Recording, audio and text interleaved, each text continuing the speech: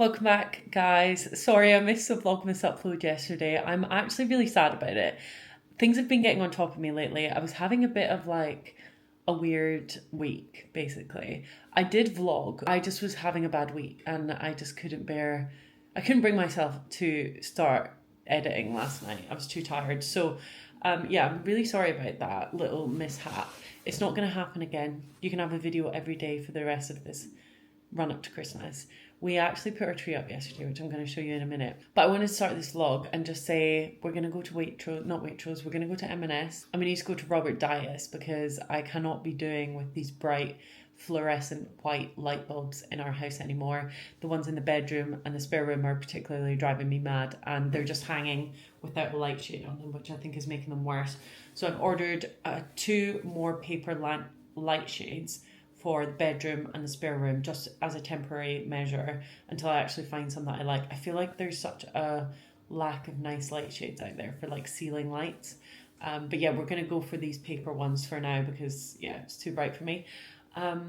What else did I want to say? Yeah, look, we're going to pick up something for lunch and I'm going to come home and make that with you. Part of me does want to get a Joe and the Juice, but I've been spending too much money. It's lunchtime. This week that I've been to the office, I bought lunch out and that is not in my price range or budget, so I need to cook something today. I also wanted to show you that I was sent something from an Etsy seller. So this is the shop called ROCO. A really lovely girl reached out to me on Instagram and said she would like to send me something and I could pick anything I wanted from her Etsy shop. You guys know, since furnishing this house, like I've not really gone anywhere high street or you know, like new furniture. I've been picking things that are like either antique, locally made in the UK, or you know, like small independent sellers, just because like that's the kind of brands I want to support and give my money to. So anyway, she showed me her shop and it's this brand called ROCO, and honestly check out her page. She's got loads of gorgeous little bits and bobs. I actually have not opened this yet. Look, it's still got all the like crumbly bit, I don't know what these are called, cardboard things. Still got all of that in there, and I wanted to save it. I was going to open it yesterday and I was like, if you're not going to upload the vlog, just wait to open this on camera. So I picked this from the shop, but I've not actually seen it yet. Oh, she gave me some Maltesers. Oh, that's so sweet. Thank you so much. Yay, I love Maltesers. She probably knows that from the videos. I love Maltesers, yay. I actually don't have any sweet treats in the house at the minute, so best believe I'll be scoffing them later today. Here we go, okay. So in this house, I'm such a blue girl. I don't know if you guys know, but blue is one of my favourite colours. I wear a lot of blue jumpers. I feel like navy is like a colour that suits me. And I saw this tip online where someone was saying, if you are stuck on homeware things, look at your wardrobe and see what's in your wardrobe mostly. And I have a lot of blue. Oh, I love it. Oh my God, it's so nice. So I picked this little blue vase. The idea is it's going to sit on this table. And I thought with some tulips, you know when tulips like start to hang, kind of like tilt over like that, I thought that's going to be really cute on our little dining room table. Oh my God, I love it. So she sources all these pieces herself, and yeah, check out her website because it's great. It's called ROCO. Anyway, yeah, I am going to get rid of this cardboard now and head up into town and let's go and get some bits and bobs. Also, here's the tree. This is our little tree. We probably have it in the wrong place, but I think it's really cute. I'm thinking that maybe to move it over to like this corner, but yeah, we don't really have much space in this house, so this is our little attempt at being festive for now.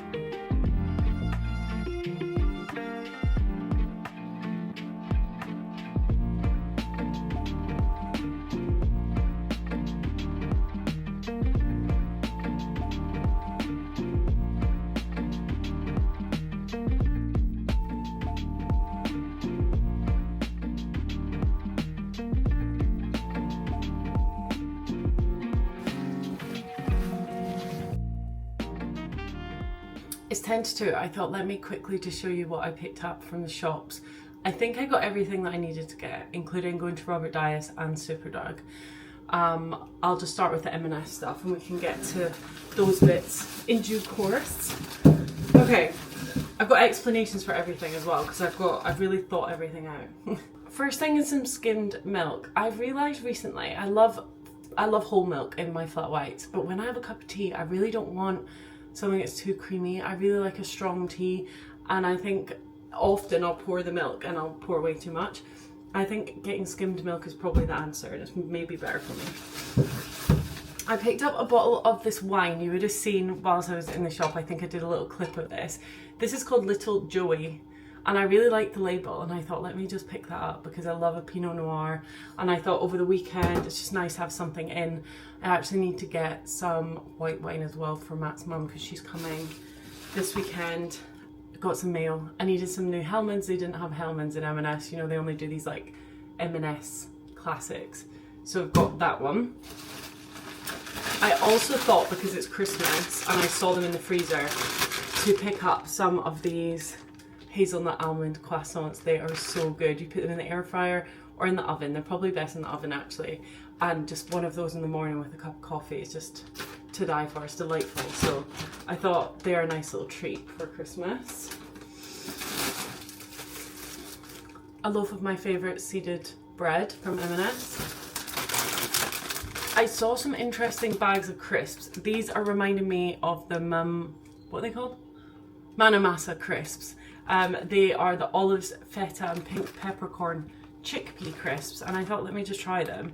Corn tortillas made with olives, chickpea and red quinoa, delicately finished with Greek feta and pink peppercorn. Sound delicious to me. Weirdly, when I was in M&S, I overheard the staff talking to this guy who was basically asking when this girl was next going to be at work, and he was going like, will she be in this week, will she be in, and I was thinking, I don't know, and they were telling him, yeah, I think she's in on whatever day. I really don't think that's right. I don't think you should be, because you don't know why this guy, why doesn't he just ask her when she's next in work? I thought it was a bit weird. Anyway, I'm such an armchair detective with that sort of stuff. Like if ever I see like a funny, you know, like we walked past the van one time in Ballama and I heard like, what I think the guy was having a conversation over his like speakerphone, but I heard someone, like a woman, like scream, and I was like writing down his number plate and stuff because I was like, you never know when these like, it's good to be aware of what's going on around you. I also got some salmon. This is for tonight's dinner for me. I'm gonna have this with some green beans and some rice, I think. A little Asian salmon-y dish. In that same vein, I got these green beans. I love these string green beans. I feel like you can also eat a huge load of them and not feel that full and also like get lots of goodness, so got them. For my lunch today, or maybe tomorrow, I'm not 100% sure what I'm gonna have because I'm gonna figure that out in a minute, I got a bag of iceberg lettuce. I saw that the Caesar salad mixtures that were pre-made were like £5.50, and then the bag of iceberg was like £1, and a big jar of the Caesar dressing was like £2, and then the pre-made one came with like croutons and parmesan, but I've got croutons and parmesan here, so I thought let me just make that at home, it's way easier. I also picked up this like pre-cooked chicken. It's 2 chicken legs, and these are for with my Caesar salad. I was gonna have just one of them today and then maybe use the other one in like a sandwich or something, but I just thought rather than getting breast meat, I'll just get chicken legs because you get loads of meat on them, and when it's doused in Caesar dressing, who actually cares what's underneath it? I went into Superdrug as well. I've got other M&S stuff, but I'm just gonna pick out what I reach for. I got 2 Sanex Skin Health body wash. I use these in the shower. I'm quite sensitive skin girly, and also like you don't want to be putting harsh soaps and chemicals you know where. So, God, that's very graphic. Anyway, I picked up these and I feel like these work really well with my body. They were £2.50 in Superdrug and normally they're about £4, so I just got 2 of them. Superdrug had loads of interesting little bits in, actually. I had a little look at some of the Essie nail polishes and then like some of the hair care bits, and I just love a little look around a pharmacy, to be honest. Smooth cream of tomato soup. This is one of the nicest tomato soups you can get. The Heinz one, I've got a can of it in the cupboard. is nowhere near as good as this. This is delicious. Like a bowl of this it's really creamy and delicious. It says comforting soup made with vine ripened tomatoes and a dash of cream. That's exactly what it tastes like, to be honest. Delish. I got a packet of hazelnut and chocolate chip cookies. I don't need to say any more about these. They're gorgeous with a cup of tea. And then as part of my Caesar salad endeavours, I got this little Caesar salad mixture. So I think that's going to be good. I've actually had this before. It's very nice. So very nice. Okay, and then the final things I picked up are some warm white light bulbs. If your home is feeling cold and you don't know why, it's probably to do with the lighting. Get some lamps and get some warm light bulbs. I'm going to put these in the bedroom. I actually got 2 more as well for the lights down here. These ones are not so bad, like the one in the dining room and the living room. They're not so bad, and we hardly use them because we've always got the lamps on. But I thought it was 2 for 10. I'm just going to pick up these. They're good quality light bulbs, and the light they give off is really warm and gorgeous. I'm going to go make a little bit of lunch now, and I will chat to you guys at some point this afternoon.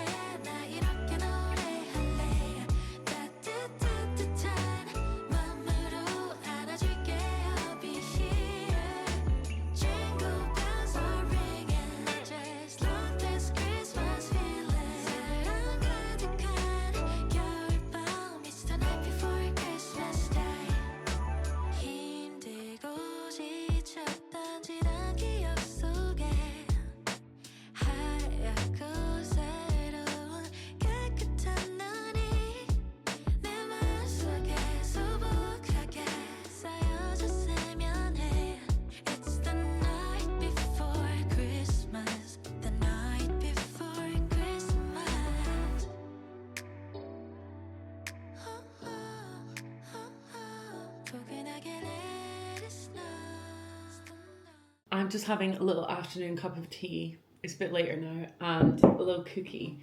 And I thought, let me just quickly chat to you about a few of my favourite podcasts, because I've listened to quite a few good ones at the minute. First one that I have to highly recommend, and I'm sure you guys have noticed that I've actually recommended this a million times before. Today in Focus by The Guardian. So this one is basically like, it's every single day a new podcast comes out. They're usually around 30 minutes long, and they have got some really interesting ones at the minute. So the one I listened to most recently was about assisted dying, which is to do with the UK. We had like a vote in Parliament that happened recently about people who are terminally ill with 6 months to live, and about euthanasia basically. And they voted it in, which is like quite a historical thing to happen in the UK. I think prior to this, there's no kind of assisted dying bill that's ever been voted on. I don't know. Correct me if I'm wrong on that. But anyway, that one was really interesting. And I also listened to this one, which was the rise of the ketamine addiction. And it was so interesting to hear about, like, that is such a drug that, like, you hear about party drugs people take. And I didn't realise, I've never taken it, obviously, that goes without saying, but I did not realise quite how bad people can become addicted to that and the implications of it for your body. Like, this guy was talking about it. His name was Jack Curran. I'm just reading it from there. He was like fully addicted. He had to wear an adult nappy. He was like he said he felt like he needed to go to the toilet literally constantly, like desperately need to go to the toilet, but couldn't actually go. And he said the way he described it, it just sounded like the most like painful, horrific addiction like yeah, sounds horrible. But really, really interesting. And it's apparently like on the rise in the UK, and there's like a huge portion of people who are dealing with that, which sounds horrible. And he came from like a normal family. He had like parents that loved him. There was kind of no reason for him to become addicted to this drug. He was using it very recreationally, and then yeah, he became horribly addicted to it. And then there's some more interesting like political ones, like this Joe Biden pardoning his son, and like why he did that, and like it's really interesting. Anyway, another one from a similar, well, this is from the Daily, which is the New York Times. I listened to this on the tube yesterday. This is the Notre Dame, just about the reopening of the Notre Dame and like how historical of a building it was. And one of the really interesting things, they have this architecture historian on the podcast. That one's like an hour long, I think.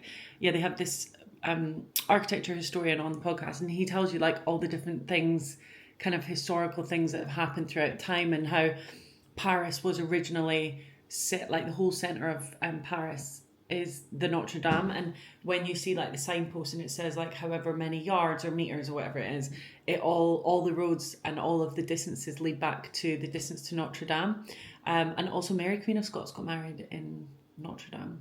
So I went to Paris the year the Notre Dame burnt down, and when we were there it was smouldering still. So yeah, anyway, so it was about the reopening of that and how it was on time, on budget, which is like never happens. And he was, the architect was just discussing about how like wrong he was. Like he fully thought, he was like, no way is this going to be on time, is it going to be on budget? Like none of it, I guess, because they had like donations from so many billionaires. They had so many donations. Another interesting one was, I don't know if you guys can actually see these, but another interesting one was about the manhunt of the killer of the US healthcare CEO. That was quite interesting. I just love these kind of like daily podcasts that come out from different news sources, because you know that you're getting proper news and proper articles that are like well written, and they've got like specialists and people who talk about them. It's really interesting. Another one that I've been enjoying is, oh, that's not actually the right one. Hang on. Where is it? Back to the top. This one.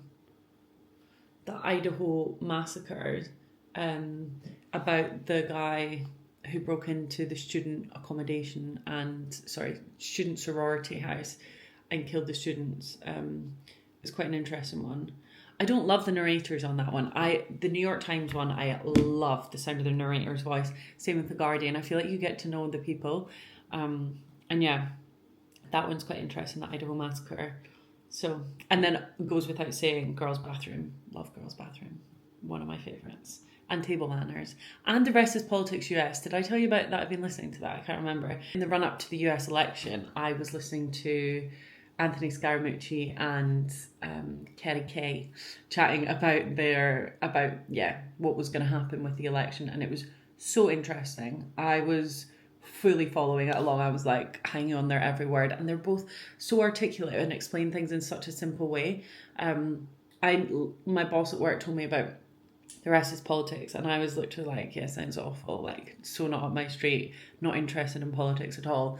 But that's more UK politics, where I think everyone's quite on the same page. I think both parties, even though one's kind of left leaning, one's right leaning, I think everyone's actually considered quite centrist and kind of, yeah, on the same page about most issues, other than like maybe immigration and a few of those other bits, but no kind of side has seemed to be like quite as kind of extreme in their views as the kind of polarization that's happened in the US. And yeah, I just find it super interesting, and I loved their narrative of it all. I thought it was so, I don't know, it was just interesting to hear about. And it's so far from us, like, you know, our societies are like, we're so similar in so many ways, like, I don't know, societally, but also like the politics side of things are just like, yeah, quite wildly different, I think. Well, that's my opinion. I don't know.